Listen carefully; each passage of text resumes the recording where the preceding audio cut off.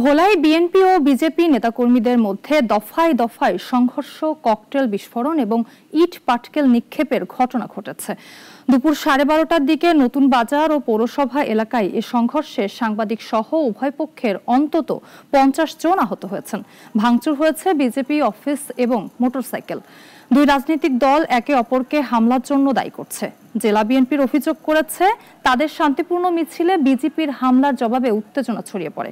অন্যদিকে বিজেপির দাবি, বিএনপি পরিকল্পিতভাবে আক্রমণ করেছে। পরিস্থিতি নিয়ন্ত্রণে এলাকায় বিপুল পুলিশ মোতায়েন করা হয়েছে। তার পরবর্তীতে আমি জেলা বিজেপি অফিসের কার্যালয়ের সামনে গিয়ে দেখি যে আমাদের লোকজন এবং আরো কিছু লোকজন আছে বহিরাগত, এটাকে বিএনপিকে হেয় প্রতিপন্ন করার জন্য তারা লিপ্ত ছিল। কামিল মসজিদের ভিতর থেকে 3টা ককটেল মারা হয়েছে, বোম মারা হয়েছে।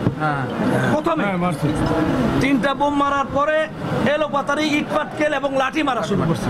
হামলাটা আসলে মুষ্টিমেয় কয়েকজন লোকে চালাইছে, যেটি আমাদের এই ভোলাতে দীর্ঘদিনের যে বিএনপি এবং বিজেপির ঐক্য, এই ঐক্য বিনষ্ট করার জন্য এই হীন একটি হামলা চালিয়েছে বলে আমরা বিশ্বাস করি।